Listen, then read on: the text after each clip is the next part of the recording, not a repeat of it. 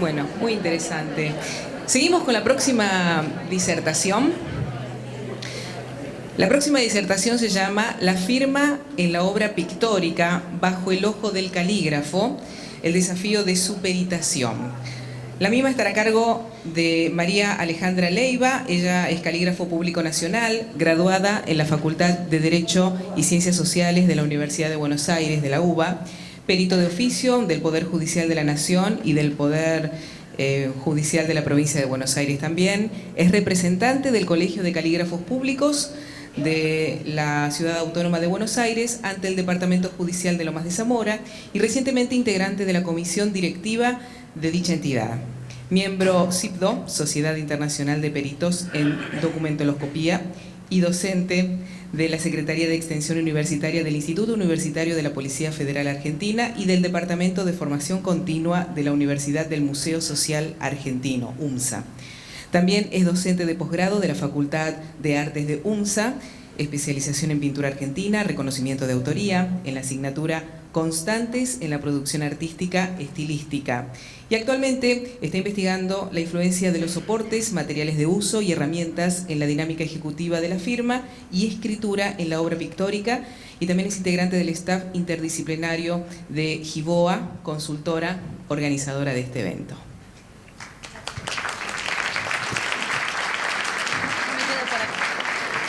Hola, buenas tardes. Bueno, antes de iniciar, para evitar confusiones, voy a hacer una aclaración que tiene que ver con un concepto que mencionó Antonio sobre las pericias grafológicas. En Argentina, los únicos que podemos expedirnos acerca de autenticidad de firmas o atribuir autoría somos los calígrafos. También existe la profesión de grafólogo, pero no tiene incidencia para emitir opinión acerca de autenticidad. Porque sé que también que en algunos países de Latinoamérica ese trabajo lo hacen grafólogos. Aquí no. Bueno, agradezco además a los calígrafos que están presentes. Vi varios maestros también aquí, así que bueno, esperamos estar a la altura de las expectativas. ¿Por qué lo titulé? Tengo a mi colaboradora que me va a pasar las diapositivas. ¿Por qué lo titulé Bajo el ojo del calígrafo? Porque bueno, en el marco de las investigaciones sobre peritaje de arte, los licenciados en peritaje y evaluación de obras de arte hacen también análisis sobre firmas, pero desde otro lugar, por supuesto. Lo hacen más bien en cuanto a lo que es morfológico, si bien no solamente analizan la fisonomía, es diferente el tipo de análisis, y de hecho utilizan en general un software que vectoriza la firma y que la extrae de la obra para poder analizarla de otra manera. A ver si llegamos a la imagen. Bueno, por ejemplo, para el experto en obras de arte, como les decía, analiza la obra desde el punto de vista contextual, el lingüístico, lo técnico, por supuesto, la materialidad de la obra, y el aspecto compositivo y colorimétrico. El concepto es que hay un parámetro estético que contiene dentro de lo compositivo el estudio de la firma. Por ejemplo, acá tenemos un ejemplar y yo les quería mostrar. La primera es la imagen tal y como surge de la obra, y luego, debajo, luego de haber hecho la vectorización y el tratamiento digital, cómo surge y cómo inician luego el estudio de la firma. Le agradezco a la licenciada González que me facilitó la imagen. La próxima. Bueno, esto es lo que yo les comentaba respecto de los parámetros bajo los cuales el experto en arte analiza la firma. Y finalmente, el tema es que el análisis que realizan termina siendo como mancha compositiva, simplemente, un elemento más. En este caso, para aquellos que no son colegas, les cuento que el peritaje de la firma tiene como elementos relevantes lo que es el proceso constructivo y las características dinámicas que participan en ese proceso constructivo. Para nosotros, la fisonomía, la morfología, lo que es la forma, es lo de menos. Sí es verdad que a veces hay algunos sectores en las firmas que son bastante singulares, pero que a su vez, para tener valor, deben ir acompañados de alguna característica dinámica relevante. En este caso, por ejemplo, tenemos la firma del mismo, ¿no?, pintor que mostrábamos antes. No es habitual que se observe en el diseño tanta correspondencia con una firma supuestamente de registro legal.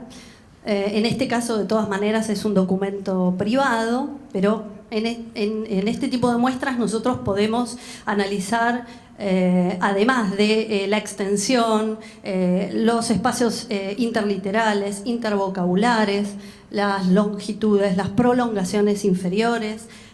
Analizamos los elementos dinámicos sin ninguna dificultad, es decir, cómo convergen la velocidad, la espontaneidad, el presionado del instrumento escritor, el grado de automatización que tiene la persona al conseguir el esquema asignatural, la naturalidad en la ejecución combinada con otros elementos. La dificultad con la que nos encontramos cuando abordamos un peritaje en condiciones no convencionales para nosotros, es decir, no ideales para la ejecución manuscrita, es que debemos adecuar el sistema, el procedimiento, el protocolo para analizar la firma en la obra pictórica, establecer de alguna manera una analogía y conocer los materiales y las variables que intervienen y afectan la ejecución.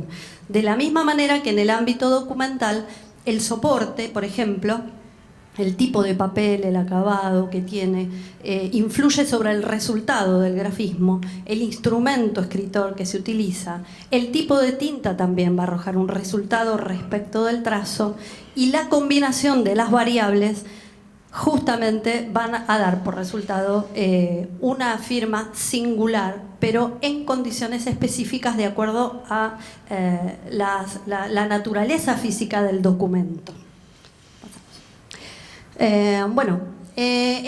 Pasando ya entonces a la obra pictórica, como también decía Antonio, fundamental el análisis en el reverso.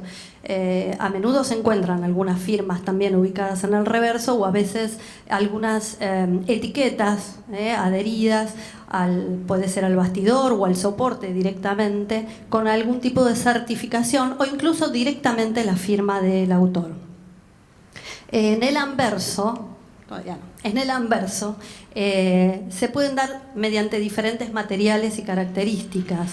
A veces he visto obras donde ya seco el material, incluso después de muchos años de la obra, con un instrumento escritor convencional para la ejecución manuscrita, un marcador, incluso algún lapicero común, han realizado la firma.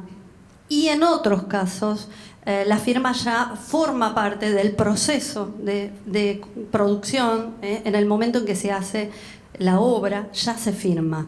Me interesó destacar puntualmente las firmas por empaste, porque son aquellas que al momento de abordar un peritaje me parecían como más significativas, porque las condiciones de materiales en las que se realiza afectan de otra manera el grafismo, la dinámica, y son particularmente las que se realizan cuando la obra aún está en fresco. En el mismo momento en que culmina la obra, firma el autor, y entonces uno puede ver claramente que la firma se integra perfectamente a la obra, se encuentra fusionada con el fondo, y además hay notable arrastre de material. Por ejemplo, hablando de puede estar ubicada en diferentes lugares. Aquí evidentemente hay indicios de que allí había un marco, ¿no? Estaba, independientemente del soporte bastidor, estaba debajo del marco la firma. Acá, bueno, si alguien encuentra que su firma tiene algún parecido con las que están aquí, es pura coincidencia, por favor, Pero, por ejemplo, acá es la firma de un artista plástico que no tiene ni siquiera la ubicación habitual que le suelen dar digamos como algo frecuente, ¿no? No hay un lugar en donde el autor directamente esté obligado a colocar la firma en la obra. En este caso está prácticamente en la zona central de la obra.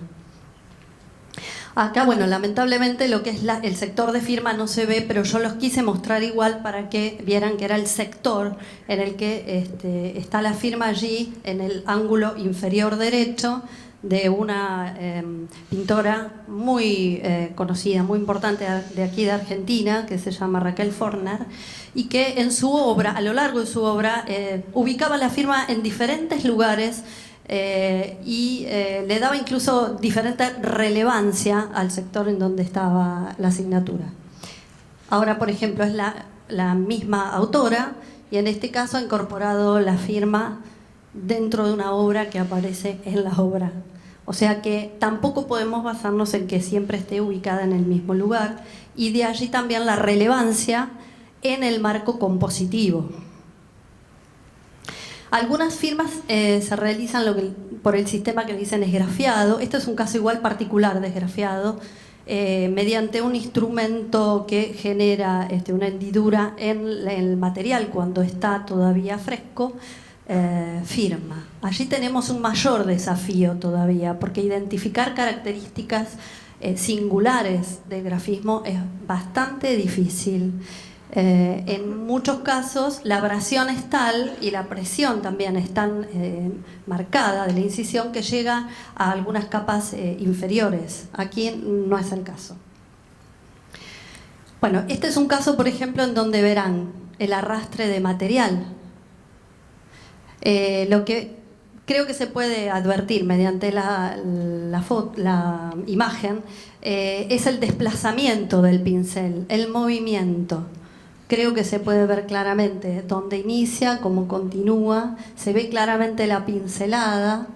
Fíjense que no tiene en absoluto las sutilezas que estamos acostumbrados a ver cuando la firma se encuentra en papel y con un instrumento escritor habitual para la ejecución manuscrita.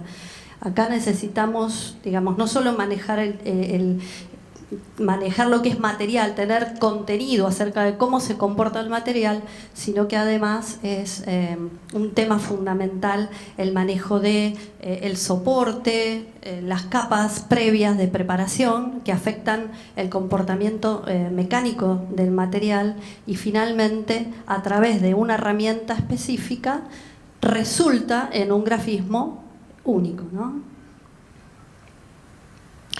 Bueno, como lo más importante, digamos, que estoy mencionando es la conjunción de variables que afectan la ejecución manuscrita, la ejecución de la firma. Lo mismo ocurre, por ejemplo, cuando algún colega tiene que hacer un peritaje de un graffiti, en donde los instrumentos utilizados o el soporte no tienen nada que ver con lo que podría ser ideal para que se haga una inscripción. Quise hacer una breve síntesis de lo que son los elementos que interactúan y que afectan de manera directa al grafismo. Soporte, el medio o el material de uso, la herramienta, y algo que aún genera más dificultades en este tipo de peritaje es la posición que tiene el pintor, o sea, quien ejecuta la firma, y la distancia, la dirección del movimiento y cómo toma el pincel. En la escritura manuscrita es una variable a la que estamos acostumbrados, pero en este caso la libertad del acto que tiene el hecho de que sea una obra de arte nos complica un poquito más el trabajo. Como les decía recién, tenemos que tener presente las características generales del soporte. Sabemos que escribir sobre un papel secante, sobre un papel rugoso, un papel con un acabado demasiado impermeable por ahí a la tinta, nos modifica directamente la ejecución. Aquí pasa lo mismo con algo digamos extra en este caso, que es la tensión de la tela. La tensión se realiza mediante el montaje que se hace o sea, de la tela al bastidor, pero de acuerdo a la forma en que se haga. Yo pensé que era algo muy sencillo que cualquiera podía hacer y resulta que no, que hay cursos sobre cómo se debe realizar el montaje, de qué manera la tela se toma, en qué lugares se practica la tensión primeramente, cómo se fija y luego también analizar por supuesto la trama, el tipo de grano y el tipo de tela. Circunscribía tela porque bueno, hay tanta variedad de materiales y es tan libre el acto en sí de la pintura, pero me pareció que a los fines del peritaje caligráfico había algunos elementos que deberíamos tener en cuenta que habitualmente no consideramos. Por otro lado, la imprimación y las bases, la capa base, también modifican absolutamente el resultado del grafismo porque tiene que ver con cómo se va a comportar el material, cómo se va a deslizar además el pincel, qué resistencia opone al movimiento, especialmente pensando en alguna ejecución un poco más veloz o automática. Bueno, estas las vamos a pasar más o menos rápido, pero bueno, para que lamentablemente salen como con mucho brillo, no se llega a ver la textura. Si no se ve, no sirve, así que la pasamos. Pero hay diferentes granos. En este caso, por ejemplo, una tela, una tipo lona, por supuesto sin imprimar. Esto es una tipo arpillera imprimada. También la imprimación puede ser industrial o artesanal. Las primeras eran de carácter industrial y estas son artesanales, tal y como se preparaban antiguamente. Y la manera en que se realiza la imprimación y, digamos, cómo lo recibe la tela, porque de acuerdo al tipo de tela lo recibe de diferente manera, va a resultar luego el grafismo. Bueno, acá por ejemplo ve que incluso estando el material ya se puede ver claramente la trama de la tela.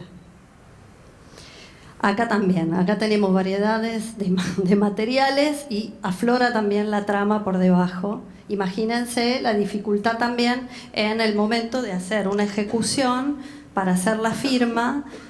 No va a poder ser utilizado cualquier material ni cualquier pincel, y también depende directamente de las cualidades de la firma, de qué tipo de complejidad de movimiento requiera la ejecución de la firma.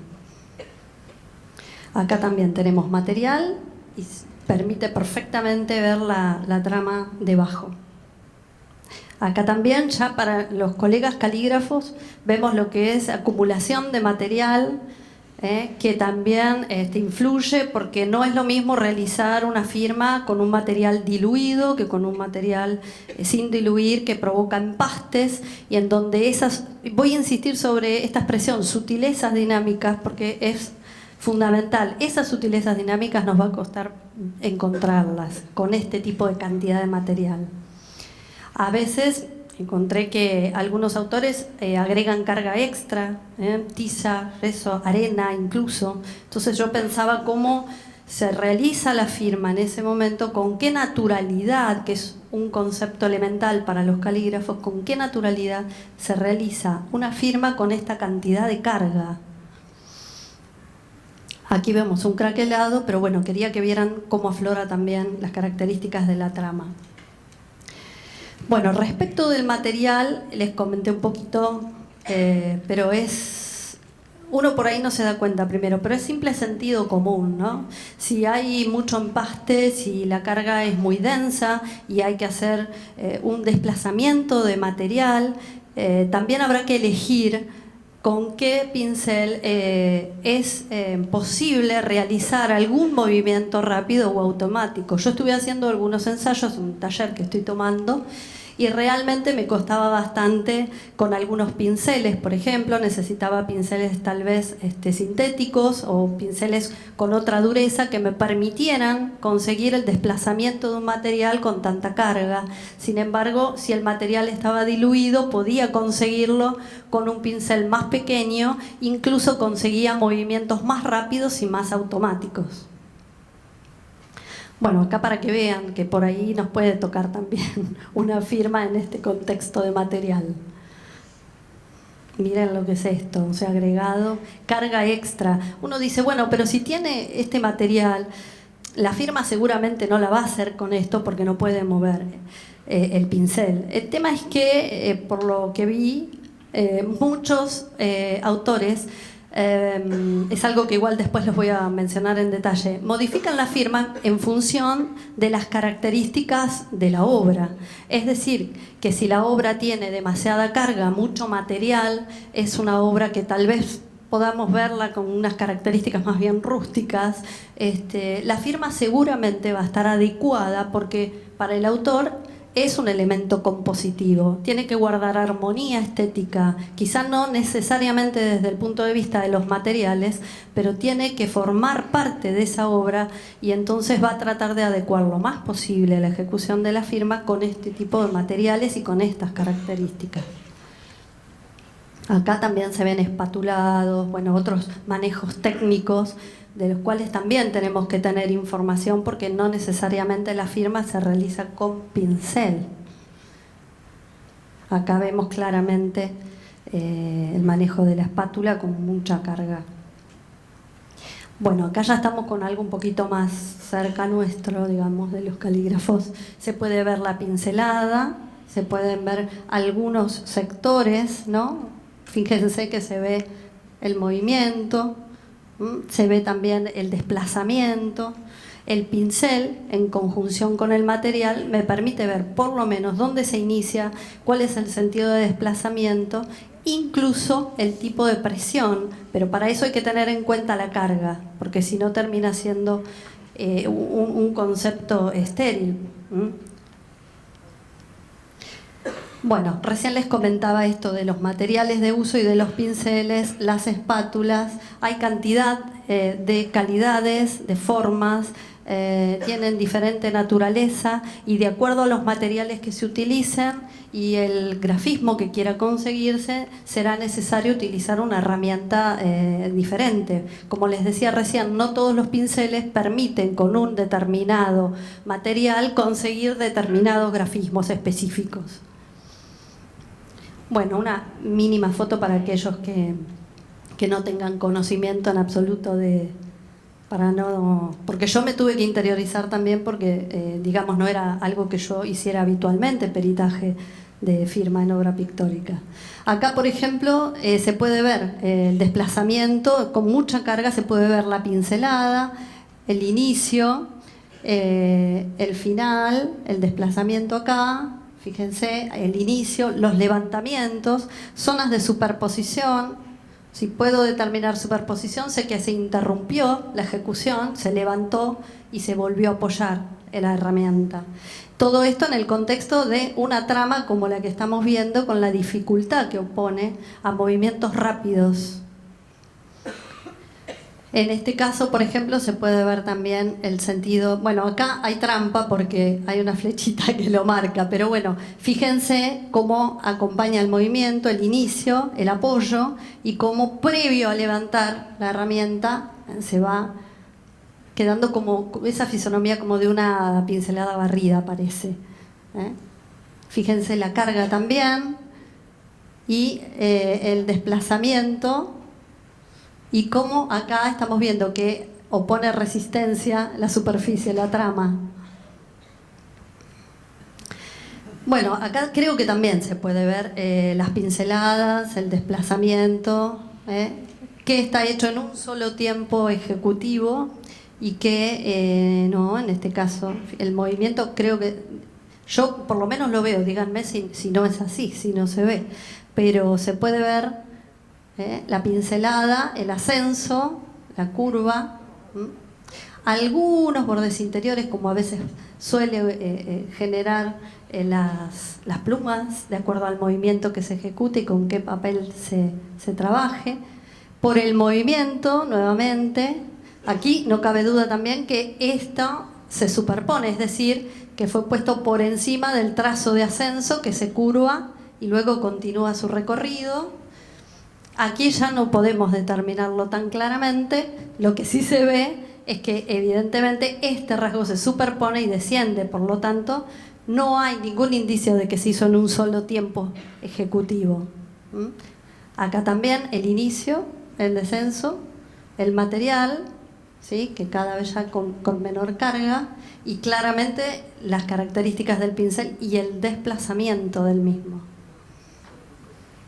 Bueno, acá tenemos, por ejemplo, algunas características. Lamento mucho que no se vean las fotografías, las imágenes como se veían en la computadora. Están como si fuera veladas, ¿no? Tienen como una capa muy clarita. Pero bueno, fíjense que acá se ve claramente también la pincelada, la detención.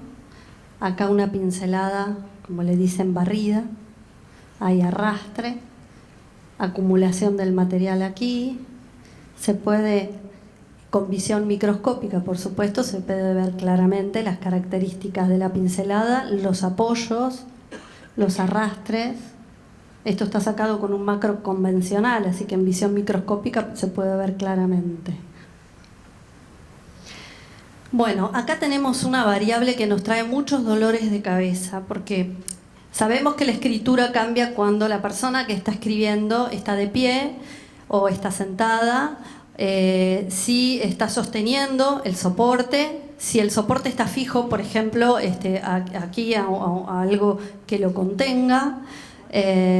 Cambia también si el movimiento que realiza es con todo el mecanismo escritor, por ejemplo, hombros, ¿no? Antebrazos, brazos y hasta la mano, y es diferente si hace movimientos breves, si simplemente mueve la muñeca para hacer su firma. En cambio aquí, esto es otro mundo para nosotros, en este contexto de postura, posición, libertad ejecutiva del mecanismo escritor.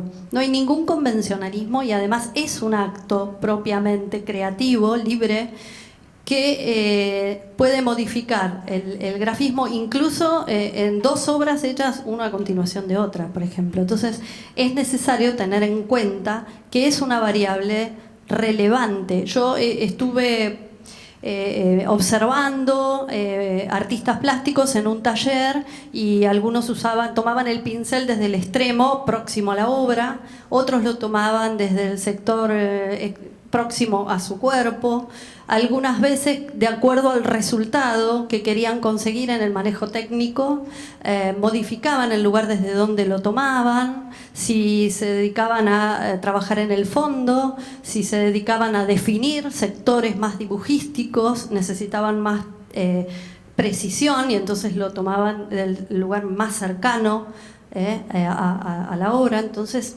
es muy variable, hay que tener en cuenta esto y hago hincapié en ello porque después voy a hacer un breve comentario acerca del uso de la grafometría en este tipo de investigación, en donde con estos parámetros de libertad ejecutiva, creativa de la persona que ejecuta la firma en el marco de la obra, no podemos circunscribir una variable a 5 grados o a 3 grados o a 10 grados de inclinación de un rasgo, porque aquí las variaciones son habituales y dentro de ese rango no podemos considerar siquiera un acto humano, mucho menos un acto creativo, expresivo y libre como es la obra pictórica.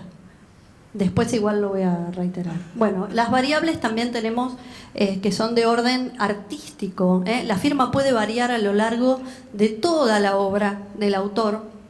Varía ya de forma natural con el paso del tiempo, pero especialmente puede estar adecuada, como les decía recién, a la estética puntual de una serie o de una etapa artística del autor. No necesariamente a lo largo de toda su vida artística va a realizar el mismo tipo de firma, el mismo diseño. Algunos lo hacen, pero la realidad es que muchos no. Entonces puede llegar a variar directamente el diseño, la fisonomía general del esquema de su firma, puede variar las dimensiones, bueno, y en consecuencia pueden modificar algunas solamente, entonces termina variando la proporción, la ubicación o ser alternativa con la obra, como recién veíamos con lo de Raquel Forner, y puede combinar incluso diferentes posibilidades, modificar sectores simplemente del diseño y combinarlos, por ejemplo, con la ubicación. Como consecuencia de la mención de las variables es que hay que tener en cuenta que además cada una de estas variables que yo mencionaba que afectan e influyen directamente el grafismo también interactúan y se combinan. y es relevante a la hora de la peritación.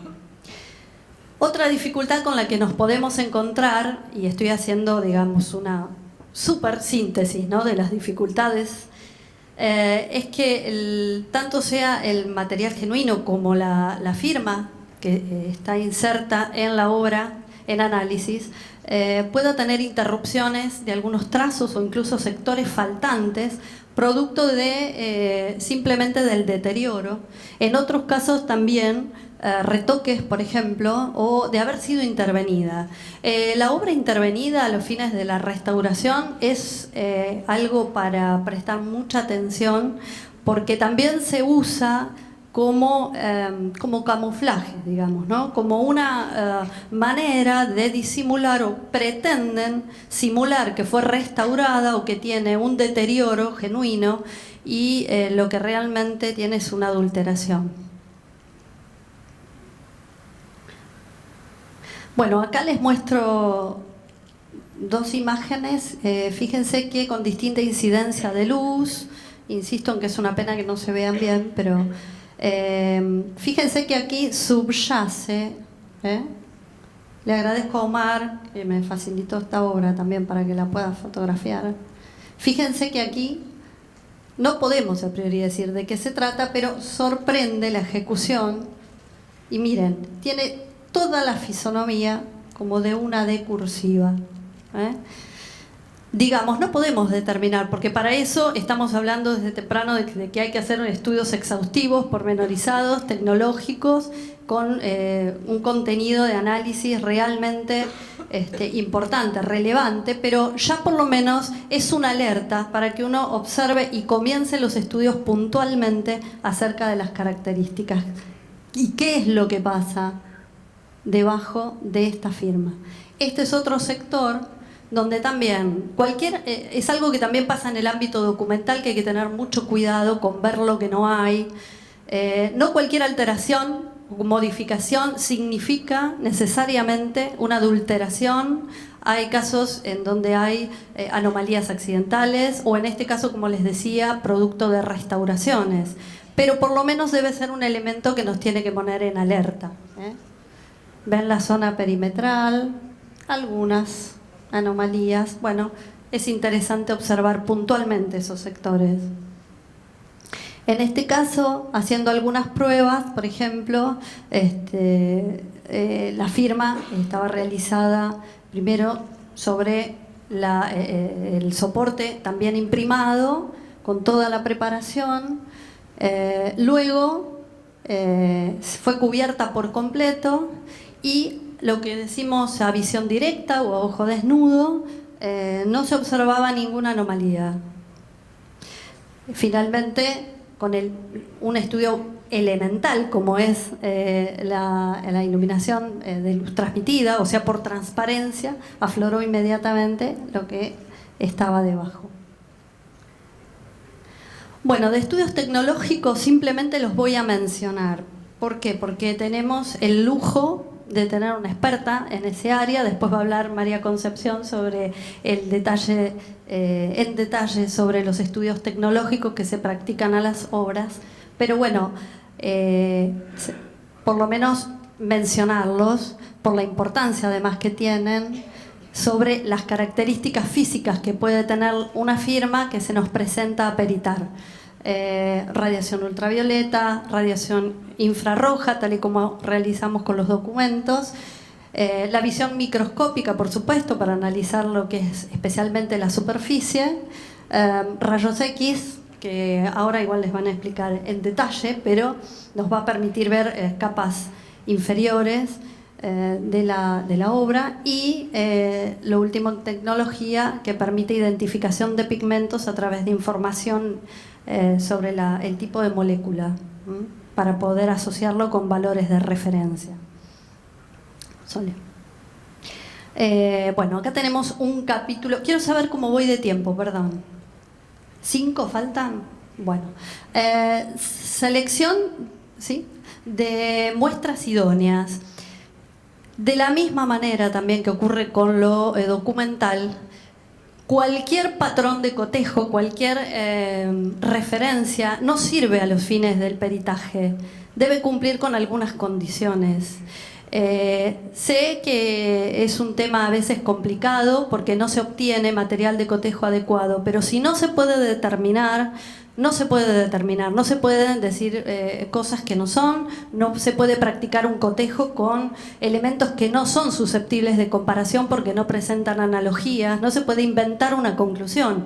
Si no hay elementos que no se adecúen para poder realizar el cotejo, habrá que buscar otros o habrá que expedirse simplemente diciendo que con ese material base de cotejo no es posible determinarlo. De la misma manera, pero con algunas complicaciones más, ocurre con las firmas en las obras pictóricas. Tienen que ser técnicamente adecuadas, ¿sí? Como decíamos recién, cumplir con una cantidad de características técnicas que permitan su comparación. De la misma época artística, porque, como habíamos dicho, hay un cambio a veces en la estilística, en los parámetros estéticos y compositivos especialmente, respecto de la firma que va mutando o que se va adecuando a la obra o que se modifica simplemente porque debe guardar algún tipo de relación con ese periodo artístico del autor. Y además, como si fuera poco, debemos contar con ejemplares originales, que es la única manera de realizar un estudio serio, con el respaldo que tiene que tener, y es un elemento con que tenemos dificultades, es un elemento difícil de conseguir la muestra patrón adecuada técnicamente del mismo periodo respecto de la obra que se cuestiona y en ejemplar original. Y bueno, ya que vamos a pedir, lo ideal sería la mayor cantidad posible, como corresponde al caso, para poder establecer algunos patrones de regularidad del autor genuino, para poder comparar sabiendo que ciertas variables o ciertas singularidades forman parte de su patrimonio gráfico y no es un hecho accidental en una obra, porque si no, no vamos a poder establecer cuáles son las características, los automatismos, lo que le da individualidad a la obra del autor. Bueno, de todas maneras, a pesar de las variables que mencionamos, vamos a poder igual analizar pinceladas, sentido del movimiento, como les había mostrado antes, uso de curvas y ángulos. Suele ser muy interesante porque además los que se realizan de manera veloz exhiben características bastante singulares. El presionado, por supuesto, presionado y carga en el manejo del pincel, arrastre de material, que va vinculado directamente con el tema del presionado y de la carga, quiebres en algunos movimientos, no se refiere al material, quiebres de movimientos bruscos que se pueden realizar durante el grafismo, y los tiempos gráficos, es decir, si hay levantamientos de la herramienta respecto del soporte, si hay interrupción gráfica o se realizan de manera continua sin levantar la herramienta del soporte, como les decía recién. Acá, por ejemplo, se pueden ver pinceladas, se pueden ver también el recorrido. No se ve bien por la calidad de la imagen que estaba recibiendo, pero bueno, fíjense que se puede seguir algunos desplazamientos del pincel, algunos rastros extra que va dejando de acuerdo a las características del material, deja una impronta diferente de acuerdo al material del que se trata. Aquí pasa lo mismo. Y en este caso, por ejemplo, como casi todos tenían, los ejemplos que les mostraba tenían otro tipo de ejecución, más bien de tipo cursiva, en este caso imprenta, pero fíjense que hay una combinación. Y miren la naturalidad que tiene, la firmeza que tiene en el puño, ¿sí? Que incluso con soportes diferentes que oponen resistencia y que no dejan incluso visualizar claramente el grafismo, miren la regularidad se puede ver el movimiento, ascenso, descenso, ¿sí? Sin levantar la herramienta del soporte, un automatismo, que aquí a visión microscópica por supuesto se puede ver mucho mejor. Miren, en este caso, a pesar de que la morfología no es relevante por sí sola, la evolución de esta curva, sutilmente aplanada en este sector, ¿sí? El movimiento es posible identificarlo, no es que porque el material sea un tanto extraño para lo que hacemos habitualmente y tenemos el ojo tan entrenado, no pueda ser posible. Bueno, el diseño, como decíamos recién, puede variar de diferentes maneras. Las proporciones internas también es importante. También se podrá mirar la línea base y la inclinación de las pinceladas. Algo que recién les comenté y que me preocupa un poco porque, bueno, la grafometría dejó de aplicarse hace muchísimos años y ha quedado no solo en desuso, sino que ha dejado realmente se ha demostrado que no es útil a nivel categórico, por supuesto, respecto de la escritura manuscrita, porque muta, porque la posición de la persona que está escribiendo varía permanentemente y porque es un acto humano, repito, más aún en este contexto, un acto creativo, netamente expresivo, en donde la posición, además del sujeto al realizar el grafismo, es variable, puede variar incluso durante la misma ejecución. Y no podemos ceñirnos a otorgar una firma, dar autoría o hablar de falsedad o autenticidad en ese contexto de este tipo de actos, por ejemplo, con rangos de 5 a 10 grados, lo saqué de libros, no es algo que a mí se me ocurra, hay un desarrollo fantástico que hace en su libro Corradini, por ejemplo, el análisis del grafismo pictórico de Figari, pero que bueno, yo, en mi opinión personal y profesional, encuentro algunos errores bastante graves. Uno de ellos es, está bien, está en contexto con la época en que hizo la investigación y con que en ese momento se utilizaba la grafometría como un elemento fundamental para el peritaje. Si quieren, después incluso podemos discutirlo con algún colega que no piense lo mismo y podemos debatirlo. Pero la realidad es que en un acto creativo humano, totalmente espontáneo, como es el contexto de la obra pictórica, hablar de milímetros y hablar de inclinaciones de rasgos entre 5 y 10 grados me parece que es casi absurdo, en mi opinión, porque la realidad es que no se puede circunscribir un acto humano a una ejecución manuscrita, a una ejecución mecánica o computarizada con una regularidad en la ejecución fantástica. Todos sabemos que cada vez que realizamos la firma, de acuerdo a las circunstancias en las que se desarrolla, varía. Por lo tanto, como acto espontáneo y natural, y en este caso creativo, expresivo, todavía es menos aplicable el análisis a través de medición, y mucho menos en este rango. Bueno, el acceso a patrones originales es importante, pero no es fácil, por eso hablo también de una tarea interdisciplinaria, porque el experto en artes tiene toda la información, conoce los requisitos, cuáles son las vías y dónde encontrar las muestras genuinas para poder realizar el examen. Y otro problema que solemos tener a la hora de seleccionar el material base de cotejo, muestras testigo, como se le dice en el marco del peritaje de arte, es que en el periodo de cambio de estilos, por ejemplo, del autor, puede haber cambios, como les decía, significativos, pero en algunos casos ni siquiera pueden considerarse las firmas como patrón de cotejo, porque son etapas de experimentación, no solo de cambio de estilo. Entonces es considerado obra ambigua y por ende debe descartarse como material patrón de cotejo. Y para eso hay que estar muy informado, por supuesto.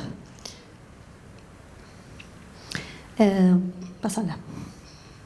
Bueno, ¿por qué el desafío, no?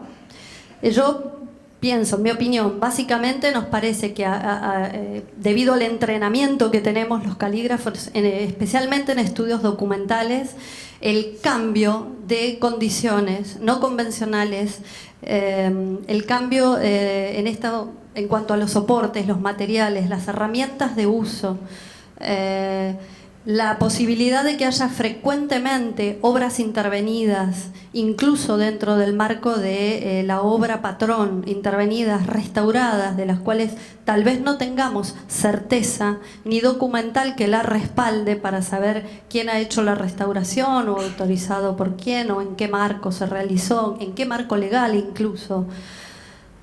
Más otra dificultad, y voy a terminar con esto, para que por lo menos estemos muy alertas. A veces podríamos basarnos en estudios anteriores, en peritajes anteriores que han hecho sobre obra de arte. Nosotros tenemos que encargarnos exclusivamente de la firma. Por supuesto que es una tarea interdisciplinaria, pero debemos realizar todo el procedimiento tal cual lo realizamos, con la misma seriedad que realizamos el peritaje documental, porque podemos encontrarnos con dos situaciones. La obra falsa, considerada auténtica, que incluso puede estar provista por entidades que gocen de algún tipo de respaldo, y por otro lado, la obra auténtica con firma falsa, a consecuencia de un requerimiento del mercado que otorga mayor valor. El otro día en una entrevista, bueno, debatíamos un poco de eso. La realidad es que el que compra una obra prefiere que tenga firma y entiende que es un aval. Entonces, en muchos casos, directamente se encarga realizar una firma a una obra que es genuina, pero al momento de hacer el estudio de la firma es falsa. Entonces, con esto tenemos que tener mucho cuidado, y desde mi humilde opinión entiendo que es un desafío y que tenemos que prepararnos. Y esto es todo. Muchas gracias.